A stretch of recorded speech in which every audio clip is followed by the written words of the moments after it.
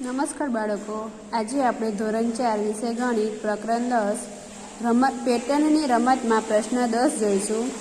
નીચેના મૂળાક્ષરો અને અંકોની પેટર્ન પૂર્ણ કરો.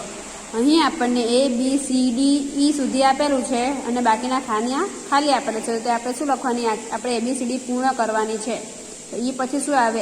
F, G, H, I, J, K, L, M, N, O, P, Q, R, S, T, U, V, W, X, Y અને Z. એ રીતે નીચે 1, 2, 3, 4 અને 5 અંક આપેલા છે. તો આગળના અંક આપણે પૂરા કરવાના.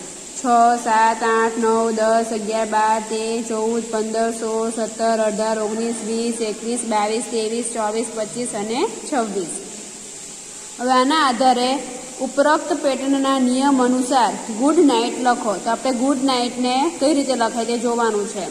તો ગુડ નાઇટમાં પહેલાં જી છે, તો જીની નીચે કયો અંક આપેલો છે? 7. તો આપણે 7 લખી દેવાનો.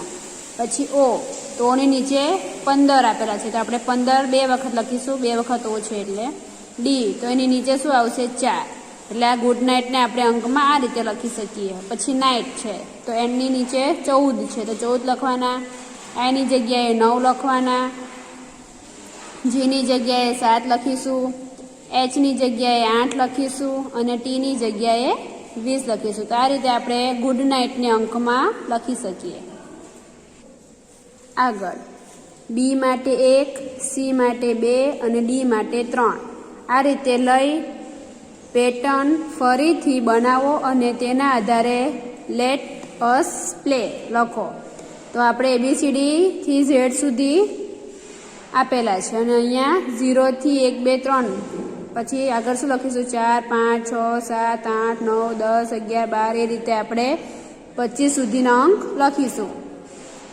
હવે આપણે લેટ અસ પ્લે, તો લેટમાં આપણે L, તો Lની જગ્યાએ શું આવશે? 11 લખીશું. પછી ઈની જગ્યાએ 4 લખીશું.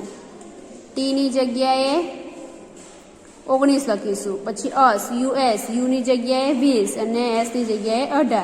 પ્લે, તો પીની જગ્યાએ 15, એલની જગ્યાએ 11, એની જગ્યાએ 0 લખીશું અને પ્લે વાયની જગ્યાએ આપણે 24 લખીશું. તો આ રીતે આપણે લેટ અસ પ્લેની પેટર્ન બનાવી શકીએ. આગળ વી આર સ્ટુડન્ટ્સ, તો એ રીતે આપણે W છે તો શું આવશે? 22.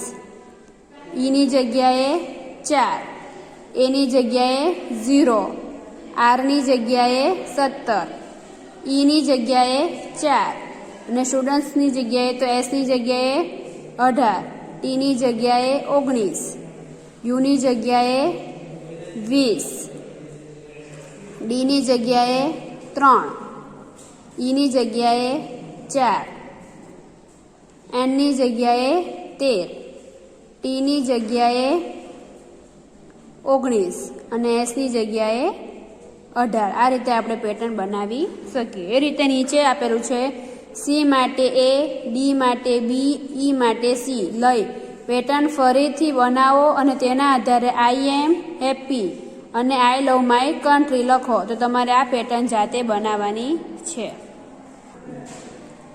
પ્રશ્ન 11, નીચે આપેલી પેટર્નના આધારે બાળકોના છુપા સંદેશ જણાવો.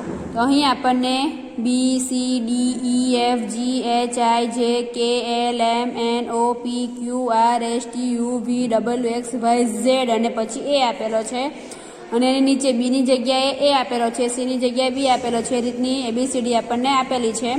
અહીંયા કોમલ, નમન અને પિંકી 3ના છુપા સંદેશ આપેલા છે. તો એને આપણે કઈ રીતે દર્શાવીશું? તો અહીંયા ધ્યાન આપો. પિંકીનો છુપો સંદેશ, તો પિંકીનો છુપો સંદેશ શું છે? XF, BSF, GS, JFO, ET. તો આપણે Xની જગ્યાએ શું લખીશું? W. Fની જગ્યાએ શું લખીશું? E. Bની જગ્યાએ શું આવશે? A.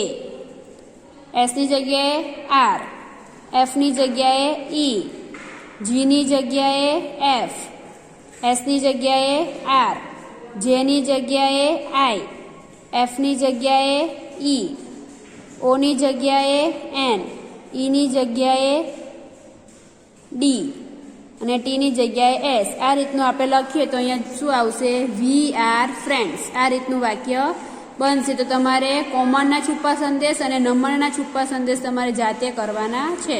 હવે એના આધારે ઉપરોક્ત પેટર્નના નિયમ અનુસાર meet me on the moon અને આઈ લાઈક ક્રિકેટ એ તમારે લખવાનું છે. તો તમારે એટલું જાતે કરવું.